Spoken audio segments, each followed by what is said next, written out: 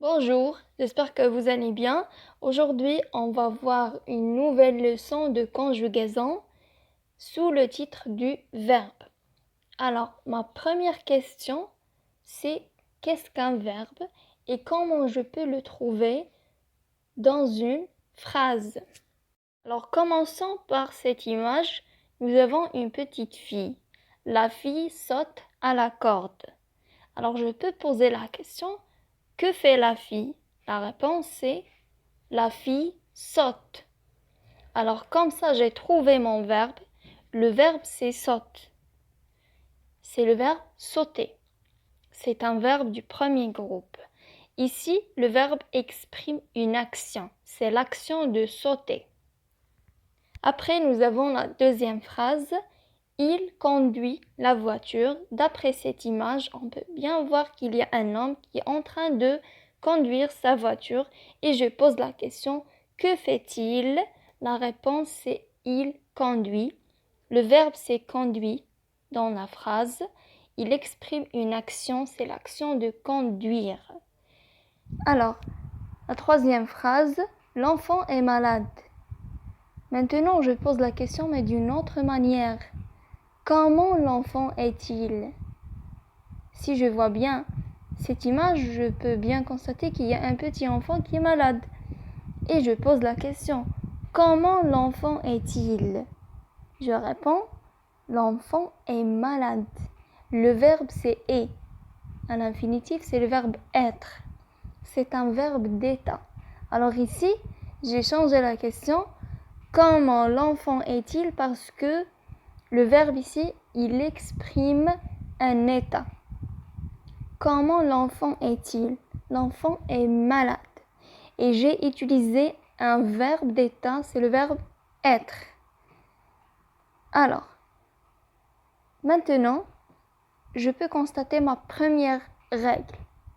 C'est que le verbe est un mot qui exprime soit une action, ça veut dire ce que l'on fait, comme le premier exemple, la fille saute à la corde. Ici, c'est une action, c'est l'action de sauter. Ou bien, il peut exprimer un état, c'est comment on est. Comme le dernier exemple, l'enfant est malade. Comment l'enfant est-il? L'enfant est malade. Alors, pour trouver le verbe dans une phrase, on peut utiliser la formule que fait. Par exemple, le chat miaule. Nous avons sur l'image un chat qui miaule. Alors moi, je veux savoir où est le verbe dans cette phrase. Alors je pose la question, que fait le chat? Le chat miaule. Alors le verbe ici, c'est miaule. Maintenant, on va voir la troisième règle. C'est que le verbe change sa forme selon la personne et selon le temps.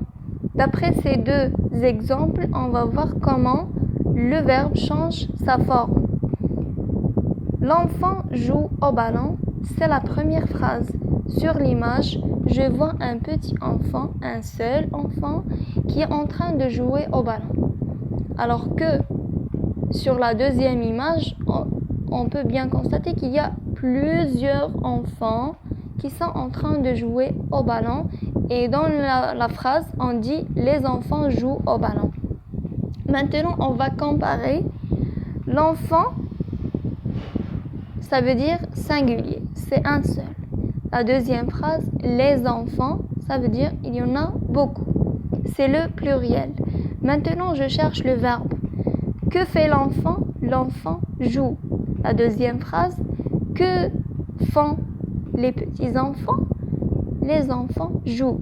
Alors, je peux bien remarquer qu'il y a le même verbe, mais il n'est pas écrit de la même façon.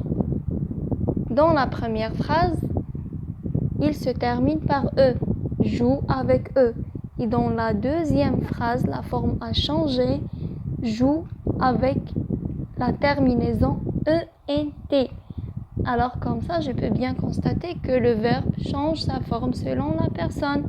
Après, le verbe change sa forme selon le temps.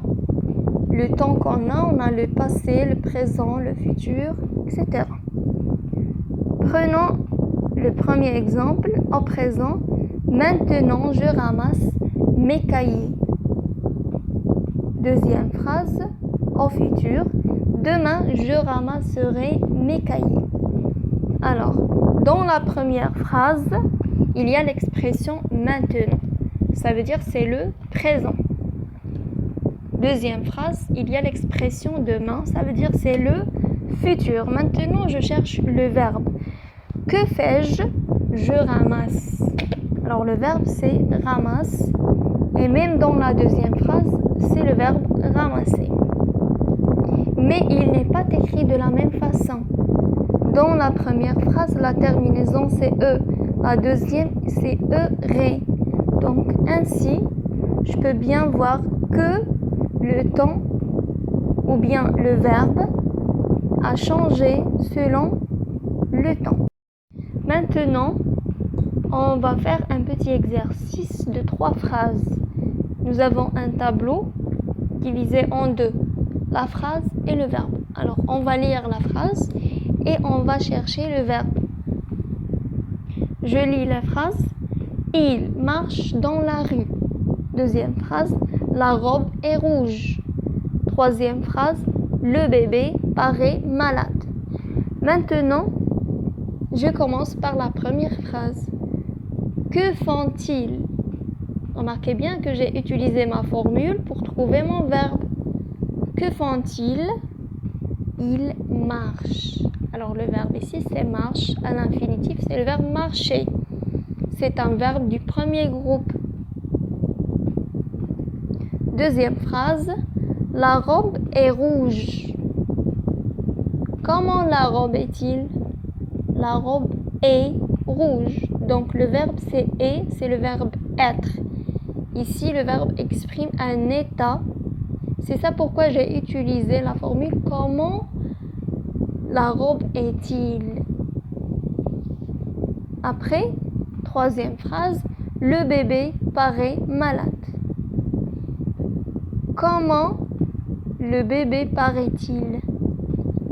Il paraît malade. Donc le verbe c'est le verbe paraît. À l'infinitif c'est le verbe paraître. Donc même le verbe paraître c'est un verbe d'état. C'est comme le verbe être, c'est un verbe d'état. Alors comme ça, notre leçon a terminé. J'espère bien que vous avez compris. Et à bientôt. Merci.